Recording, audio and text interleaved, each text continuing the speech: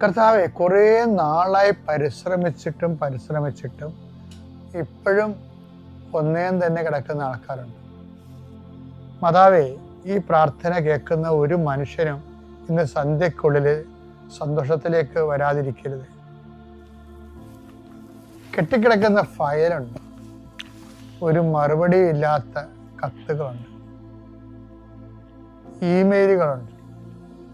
അങ്ങനെയുള്ള എല്ലാ വിഷയത്തിനുമേലും കർത്താവ് ഇന്ന് നീ തീരുമാനം എടുക്കണമെന്ന് പ്രാർത്ഥിക്കുന്നു. കൃപാസനത്തിൻ്റെ ആസ്തി ഭദ്രത നിനക്കറിയാം. അത് നീ തന്നതാണ്. കോടിക്കണക്കിന് മനുഷ്യരുടെ ജപമാല, ലക്ഷക്കണക്കിന് മനുഷ്യരുടെ മധ്യസ്ഥ പ്രാർത്ഥന, ആയിരക്കണക്കിന് ആരാധന. ദൈവമേ, അതെല്ലാം ആസ്തി ഭദ്രതയിൽ അങ്ങയുടെ മക്കൾക്ക് ഓരോരുത്തർക്കും, പ്രത്യേകിച്ച് പ്രയാസങ്ങളിരിക്കുന്നവർക്കും പ്രാർത്ഥിക്കാൻ തന്നെ പാടുള്ളവർക്കും അങ്ങ് വിതരണം ചെയ്യണമെന്ന് പ്രാർത്ഥിക്കുന്നു.